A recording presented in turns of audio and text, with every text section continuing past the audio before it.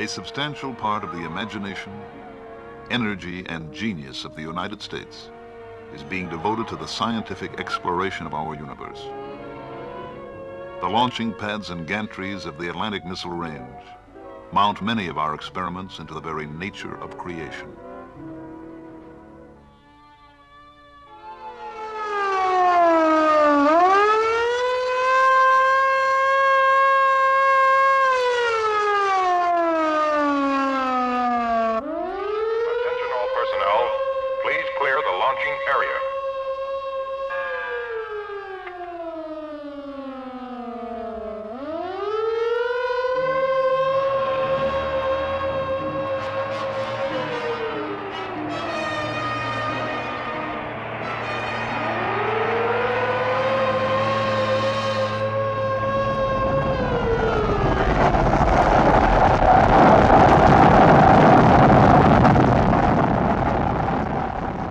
This launch carried an Earth satellite into orbit. Soon, before the Earth turns many hundred times, a man will climb into a capsule at the Atlantic Missile Range and be hurled headlong into space.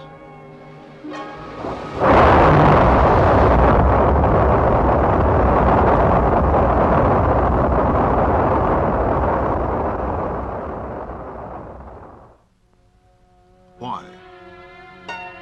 Why must man go into space? Why must he attempt this new and forbidding environment? Space with its belts of radiation, meteorites, solar winds, unknown cosmic forces. To explore his world, man has always risked the unknown. Because it is unknown, and man's nature is to know. Project Mercury is a beginning for man in space. It will take him 100 miles from the Earth. Here we think there are no radiation belts, solar winds, or unknown cosmic forces, but man, the scientist, the explorer, must see for himself.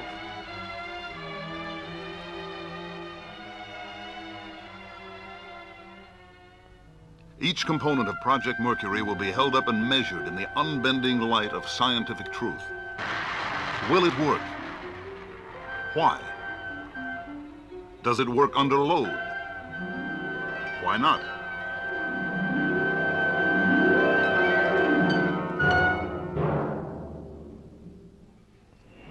The problem of selecting pilots to represent the United States in space was approached from the same uncompromising direction.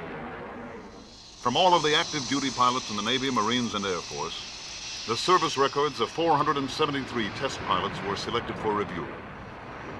110 met the basic qualifications.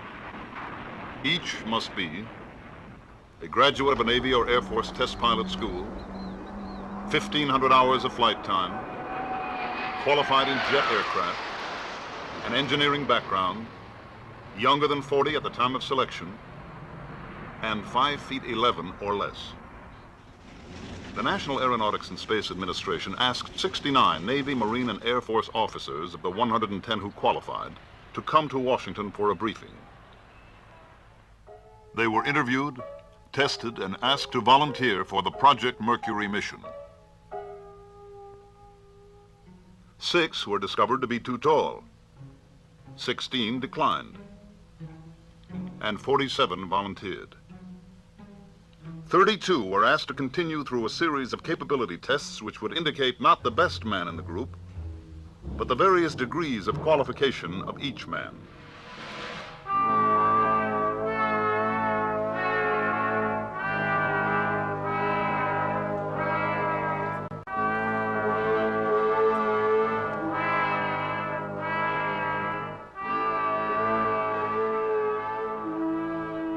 Thirty-two candidates reported to the Lovelace Clinic in Albuquerque, New Mexico for an exhaustive series of physical examinations. These tests were divided between those given under normal clinical procedures and a series used for the first time in Project Mercury. A series of dynamic tests designed to measure the candidates' abilities during physical stress.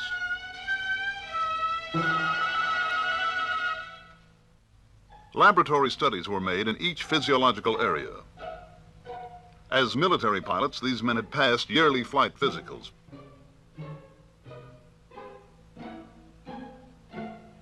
But here at the Lovelace Clinic, each measurable reaction of body chemistry, each physical function was measured, probed, diagnosed. What is the specific gravity of his body? What is his blood volume, water volume? What is his total body radiation count?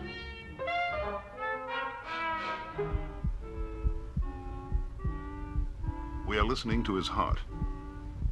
When the astronaut is orbiting in space, the measure of his heart's contraction and expansion will be telemetered to the Mercury tracking stations.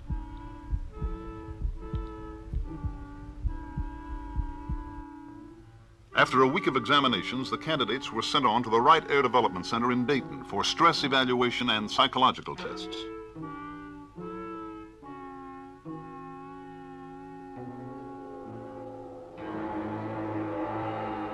This Project Mercury candidate is preparing for stress. The weight of 8 gravities will thrust upon him as he rides the human centrifuge.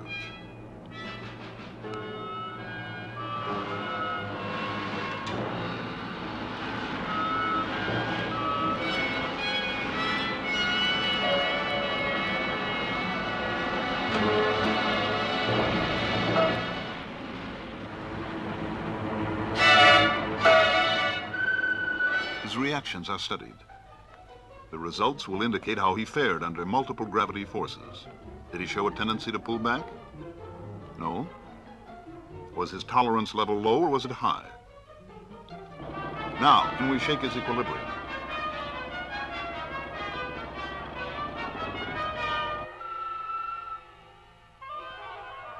How does this affect his pulse and blood pressure?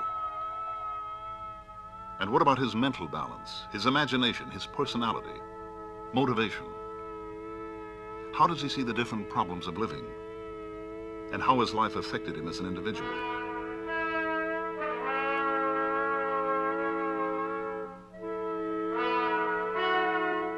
Test his memory, comprehension, perception, visualization.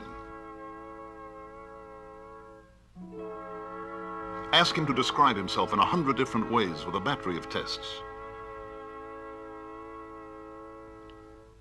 Now take him up to 65,000 feet for 1 hour in a pressure chamber.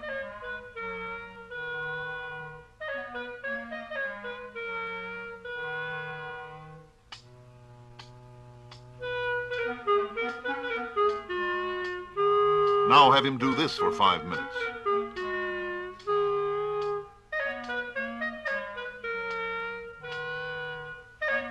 Then ask him to take a walk.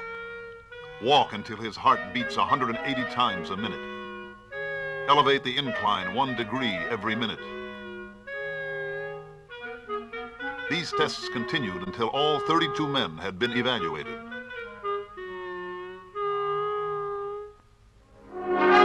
Seven men emerged from this competitive purgatory as the Project Mercury astronauts. At McDonnell Aircraft, they saw a model of the space capsule they would ride into orbit. They sat in the cockpit for the first time. This is the beginning for each of them. Captain Donald K. Slayton, United States Air Force, age 35, from Sparta, Wisconsin. Lieutenant Commander Alan B. Shepard, United States Navy, age 35, from East Derry, New Hampshire. Lieutenant Commander Walter M. Schirra, Jr., United States Navy, age 36, from Wardell, New Jersey.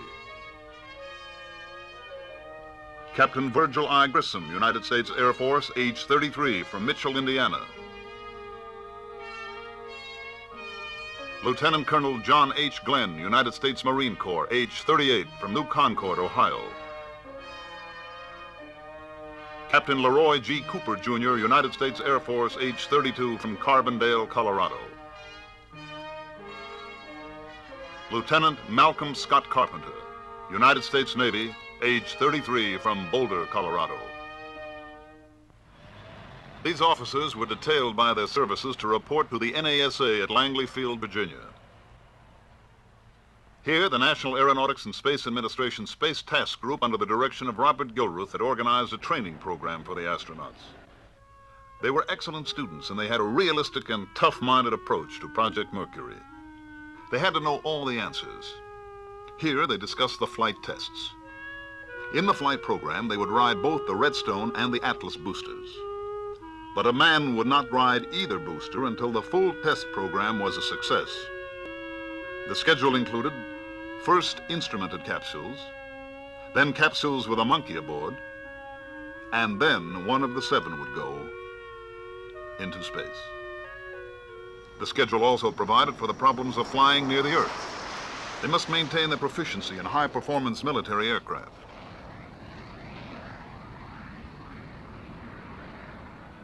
Out of this training together, a strong esprit de corps developed. They all felt that this must be a team effort involving all of Project Mercury. Recognition would undoubtedly go to the man who makes the first flight. But the second, third, or fourth flights may produce far more scientific information than the first flight.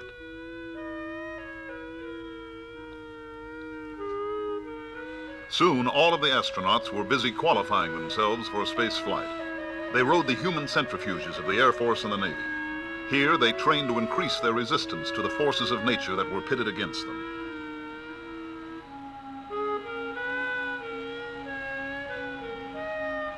But each new experience, each small physical or mental victory was backed up by hours of classroom work. The time had come to select the pressurized flight suit they would wear. All of the suits tested were air-conditioned, had an attachable helmet, and would protect the pilot from heat and from the deafening 155 decibel noise of the blastoff. The problem was to select a suit which had complete pressure integrity, which was resistant to temperature and was not too bulky, a suit which allowed comparative freedom of movement, yet a suit which was completely reliable. This modified U.S. Navy Mark IV suit worn by Shepard was selected for further testing. To get the feel of space flight controls, this trainer at NASA's Lewis Research Center in Cleveland demonstrates the possible motions of a capsule in space.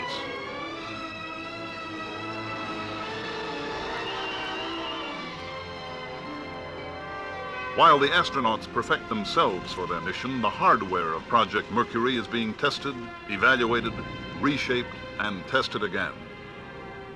Off Wallops Island, Virginia, capsule drops at high altitude test the parachute and recovery systems.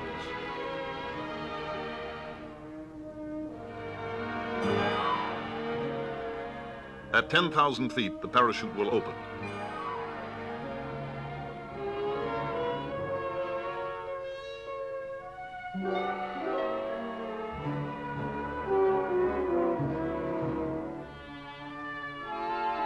The astronaut riding his capsule will land in the Atlantic recovery area off the coast of Florida.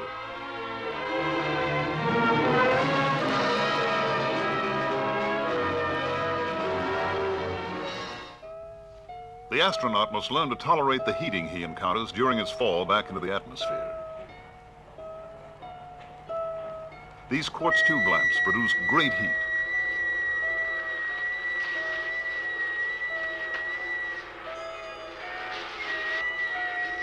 Among the astronauts, Walter Schirra is charged with the special problem of studying the capsule environment.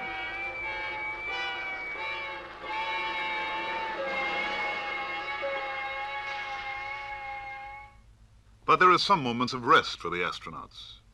Here, they sit in a projection room and watch the films taken of their visit to the Atlantic Missile Range, Cape Canaveral.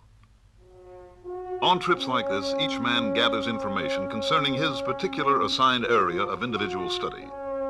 He is then responsible to the rest of the group for this information.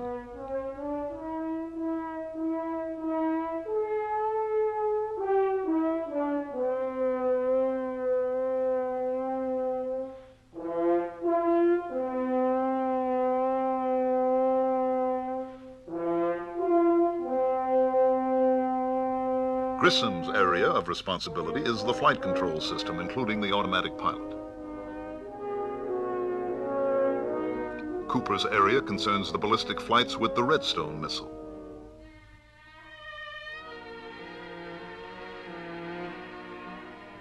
Shepard is concerned with tracking and recovery of the capsule.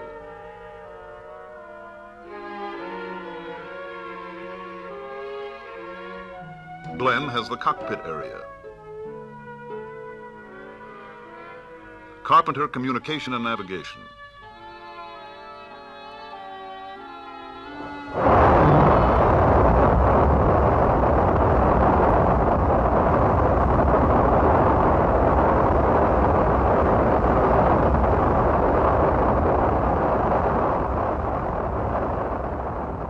And Slayton has the responsibility for knowing Atlas and all of its systems.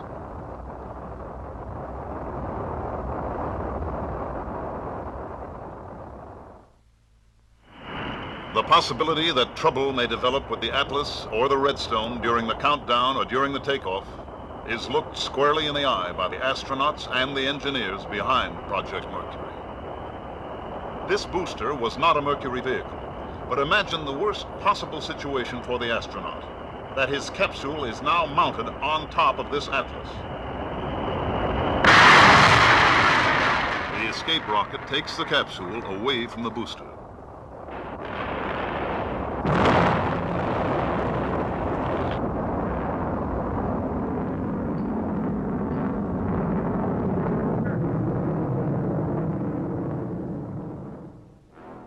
The tower separates.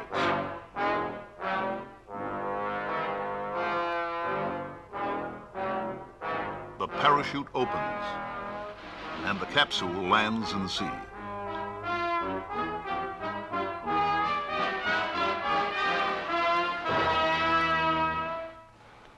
Success in a pioneer mission depends on optimal human performance. And performance... This is the voice of Dr. Theodore Benzinger at the Naval Medical Center, Bethesda, Maryland. The astronauts each take their afternoon of sweating it out in this gradient heat calorimeter. In a temperature as hot as it is in here now for him and will later be for you, 114 degrees Fahrenheit, your internal body temperature is protected by a physiological mechanism of very high power and precision. In the submarine carbon dioxide chamber at Bethesda, the astronauts learn that space medicine and submarine medicine have common problems.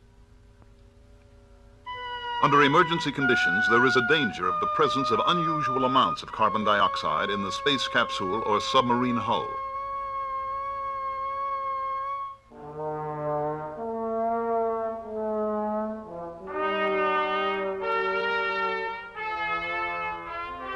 After 2 hours in the chamber under 3% carbon dioxide, these men are tired. But they were convinced that they could function for quite a long time. At least long enough to make a complete orbit of the Earth and then to make an emergency re-entry and landing.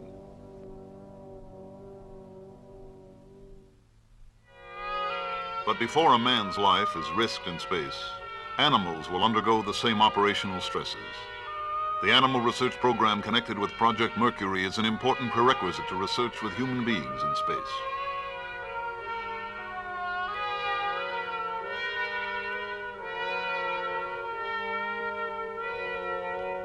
The NASA research, which created the individually molded couch, was another step toward minimizing the hazard of injury during the Mercury mission.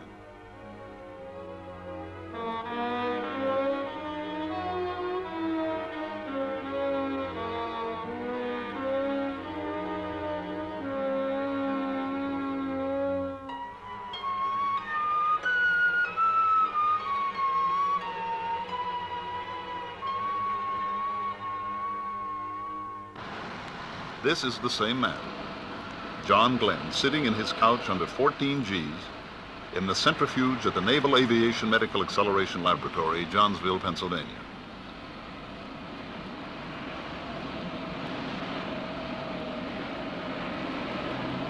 And this is Gus Grissom. The astronauts consider this experience as probably the most important phase of their space flight environmental training.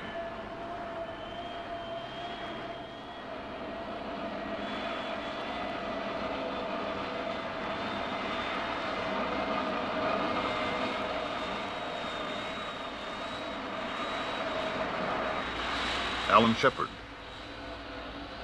as he takes the G-load of an emergency abort and landing.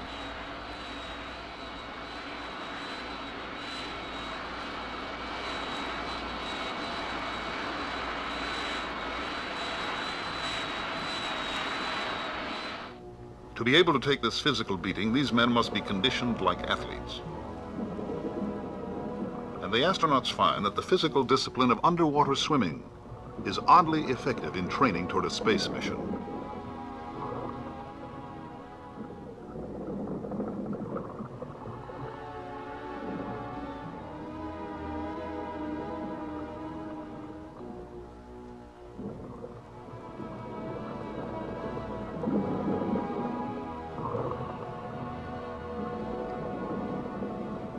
Navy Underwater Demolition Team 21 at Little Creek, Virginia, supervises the instruction of the astronauts. Al Shepard and Wally Schirra have just completed a half-mile swim by compass course to the beach. Underwater swimming, aside from being an excellent physical conditioner, accustoms the astronaut to a forced breathing discipline and closely approximates the condition of weightlessness, which will be encountered in orbital flight.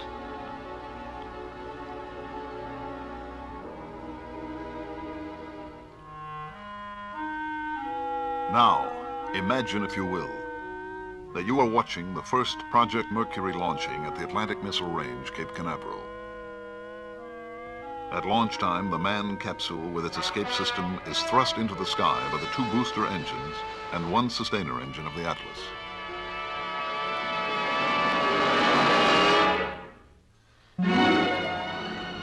At an altitude of about 50 miles, after some 2 minutes of flight, the booster engines are turned off and jettisoned. The sustainer engine continues its thrust toward orbital speed as the escape rocket fires, pulling the escape tower free of the capsule.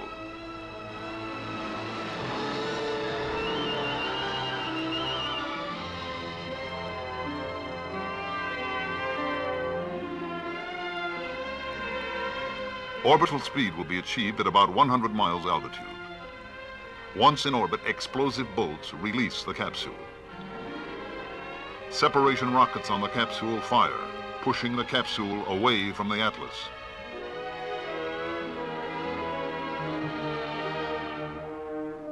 Now the capsule automatic pilot rotates the capsule. If the automatic pilot fails to respond or becomes erratic, the pilot has controls to maneuver the capsule into proper orbital attitude. Through a periscope or through his window, the pilot observes the Earth below and the heavens beyond the horizon.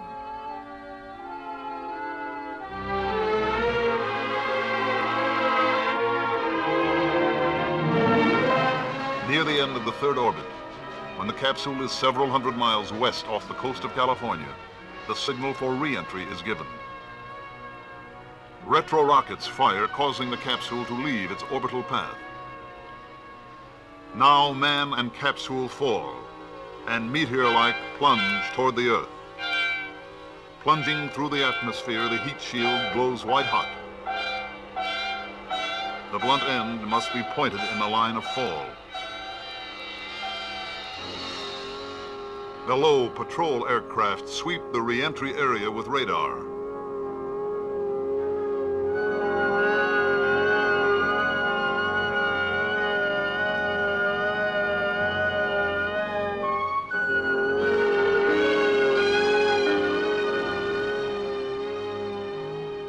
At 10,000 feet, the main parachute extends, and a SOFAR bomb is released. The bomb, exploding some 3,000 feet under the ocean, provides an accurate fix. With this information, patrol aircraft and ships converge on the spot where the capsule is expected to land. When the capsule hits the water, the parachute is released and sea dye marker spreads out on the surface of the water. As the capsule floats in the sea, a signal light and automatic radio transmitter indicate the exact position. And so, before the Earth turns many hundred times, another booster will rest on the pad of the Cape. And one of the astronauts will ride here on the shoulders of Atlas. This unmanned Atlas booster and capsule proved in the flight test experiment named Big Joe that this vehicle could perform the mission.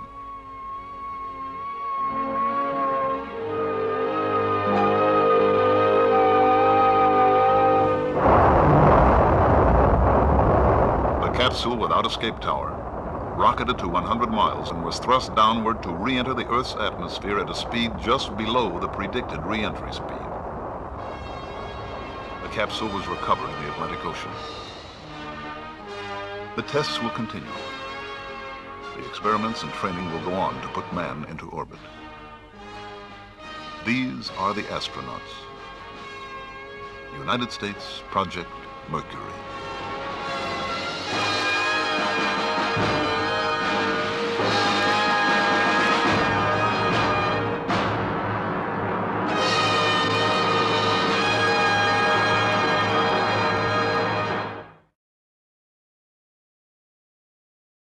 Satellite into orbit. Soon, before the Earth turns many hundred times, a man will climb into a capsule at the Atlantic Missile Range and be hurled headlong into space.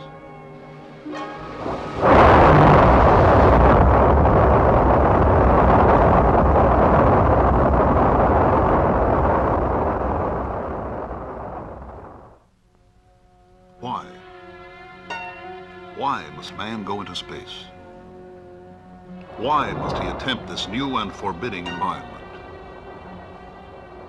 Space with its belts of radiation, meteorites, solar winds, unknown cosmic forces. To explore his world, man has always risked the unknown. Because it is unknown, and man's nature is to know. Project Mercury is a beginning for man in space. It will take him 100 miles from the Earth. Here we think there are no radiation belts, solar winds, or unknown cosmic forces, but man, the scientist, the explorer, must see for himself.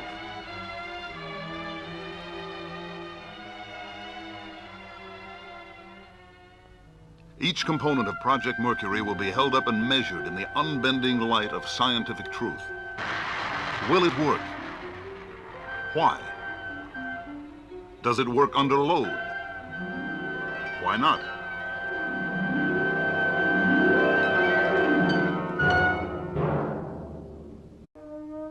A substantial part of the imagination, energy, and genius of the United States is being devoted to the scientific exploration of our universe. The launching pads and gantries of the Atlantic Missile Range mount many of our experiments into the very nature of creation.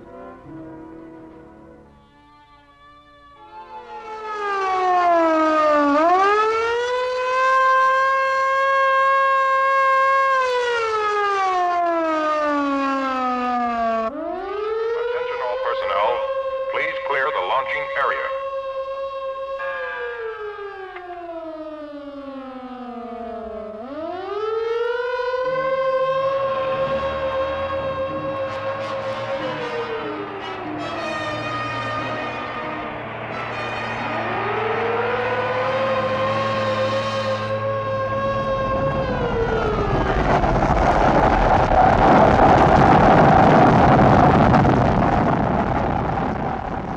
This launch carried an Earth